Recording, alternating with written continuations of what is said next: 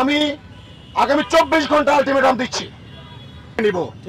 এখন সেই পুলিশ বাহিনী তারা এখন সবাই মিলে নতুন চক্রান্তে নেমেছে।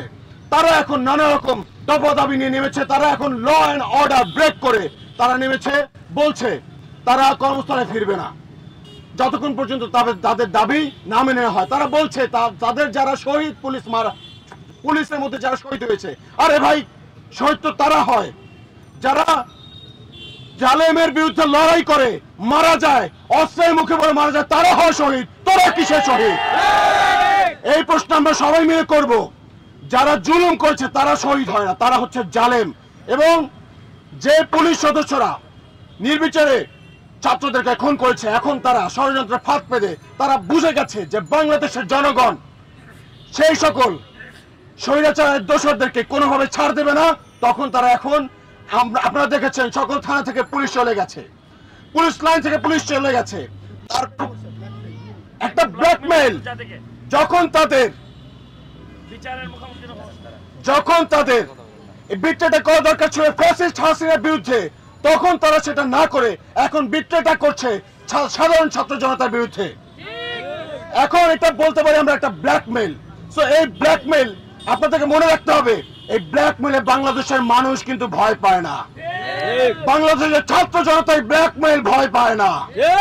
সবাইকে মনে রাখতে হবে, আপনারা যদি এখন কর্মস্থলে না ফেরেন, যে 1.5 লক্ষ মানুষ এই যে হত্যাকাণ্ডের সঙ্গে যুক্ত ছিল, এই গণহত্যার সঙ্গে যুক্ত ছিল, যে 1.5 লক্ষ মানুষ এখন বিট্রে করছেন, মনে রাখবেন বাংলাদেশে এখন 26 লক্ষ বেকার রয়েছে। সবাইকে আমরা বলবো ওদের বাদ দিয়ে দিতে। আমাদের যারা ছাত্র জনতা আছে, মেধাবীরা আছে, তাদেরকে আমরা প্রস্তুত থাকতে বলবো আপনারা রেডি থাকেন, আমরা আমাদের দেশ আমাদের মতো করে সাজিয়ে নিব ইনশাআল্লাহ।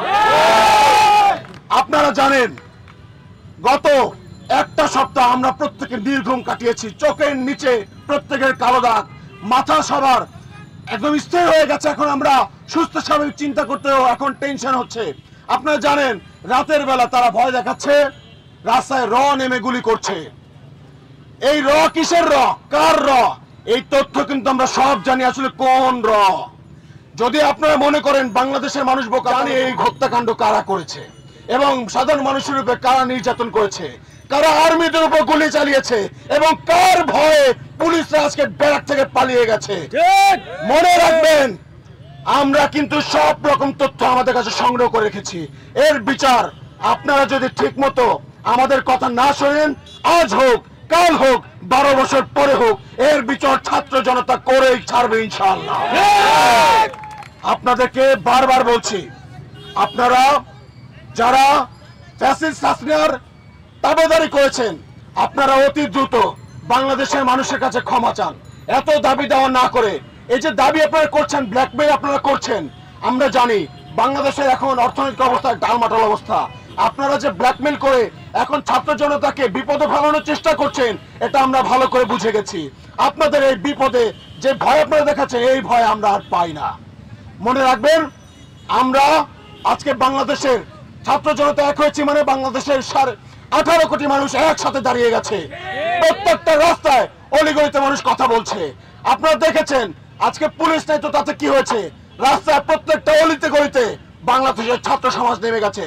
তারা নিজ দায়িত্ব কাঁধে নিয়ে তার ট্রাফিক পুলিশের দায়িত্ব পালন করছে, তারা বাজার মনিটরিং করছে, তারা দেয়ালে দেয়ালে যে সকল পোস্টার ছিল সেটা পর্যন্ত তুলে ফেলছে। তো আপনারা যারা এই ষড়যন্ত্রের সাথে যুক্ত, তাদের তুলে ফেলতে এই শিক্ষার্থীদের 2 মিনিট সময় লাগবে না ইনশাআল্লাহ। আমাদের কথা দীর্ঘ না করে আমরা আমাদের 4টি দফা সবার কাছে বলতে চাই। হয়তোবা আজকের মধ্যে একটা ঘোষণা চলে আসবে, অন্তর্বর্তীকালীন যে সরকার আগামীকালকে তাদের দায়িত্ব নেবে এবং আমাদের প্রথম আমরা যেই দাবিটি করব তাদের কাছে, যেন আমাদের সকল শহীদ ভাইদের যেই জুলাই মাসে যে গণহত্যা হয়েছে, সেই গণহত্যার বিচার যেন সবার আগে হয়। আমাদের দাবিগুলো আমরা ঘোষণা করছি। প্রথম দফা 1, আইন শৃঙ্খলা রক্ষাকারী বাহিনীর সর্বোচ্চ পর্যায় থেকে সর্বনিম্ন পর্যায় পর্যন্ত যারা উক্ত নারকীয় হত্যাকাণ্ডে প্রত্যক্ষ এবং পরোক্ষভাবে জড়িত, তাদের প্রত্যেককে অনতিবিলম্বে আইনের আওতায় এনে দ্রুত বিচার নিশ্চিত করতে হবে। 2, ফ্যাসিস্ট হাসিনার শাসন আমলে আইন শৃঙ্খলা রক্ষাকারী বাহিনীতে যত অবৈধ নিয়োগ করা হয়েছে অতি দ্রুত তার সুষ্ঠু তদন্ত সাপেক্ষে সেই সকল নিয়োগ বাতিল করতে হবে।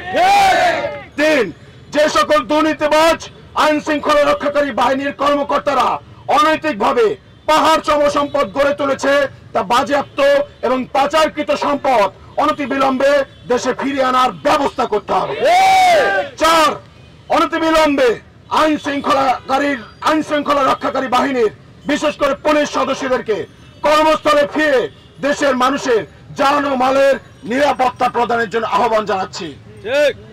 বাংলাদেশের পুলিশ, আমরা বিশ্বাস করি যারা আপনারা কনস্টেবল পর্যায়ে ছিলেন, আমরা জানি যে আপনারা হুকুম পালন করেছেন শুধুমাত্র। তবে যে ছেলেটা রামপুরায় রেলিং এ ঝুলেছিল, প্রাণ বাঁচাতে ঝুলেছিল, তাকে যে আপনারা গুলি করলেন, আপনার মনে কি একটু মায়া জাগে নাই? তাকে কি আপনি বাঁচাইতে পারতেন না? আপনাকে কে নির্দেশ দিয়েছে তার উপরে নির্বিচারে গুলি চালাতে? এই সব রকম প্রশ্ন আমরা তুলব। এরপর আপনাদের প্রত্যেককে আমরা আইনের আওতায় নিয়ে আসবো। এছাড়াও বলতে চাই, যারা এখানে আছেন, আমরা সাধারণ জনতা, আমরা কেউ আইন ভঙ্গ করব না। এখন দেশটা আমাদের সবার, আমাদের সিদ্ধান্তই চূড়ান্ত সিদ্ধান্ত বলে গণ্য হবে ইনশাআল্লাহ। আপনারা যারা আছেন, আপনারা হয়তো কম বেশি সবাই জানেন, পুলিশের কাছে, পুলিশের হেফাজতে গত 6 মাসে 72 জনের মৃত্যু হয়েছে। এরকম গত 13 বছর 2013 সালেও যদি পুলিশের হেফাজতে মৃত্যু হয়, পুলিশের হেফাজতে নির্যাতন আইন পাস করেছে, কিন্তু আমরা এতগুলো বছরে সে আইন কিন্তু কোনোভাবে বাস্তবায়ন হতে দেখি নাই। এখন যেন সেটা নিশ্চিত করা হয়, আমরা সেটা দেখতে চাই। এছাড়াও বলতে চাই, পুলিশের স্বচ্ছতা, জবাবদিহিতা নিশ্চিত করতে হবে। কোনোভাবে ল অ্যান্ড অর্ডার যদি ব্রেক করে তাকেও শাস্তির আওতায় নিয়ে আসতে হবে।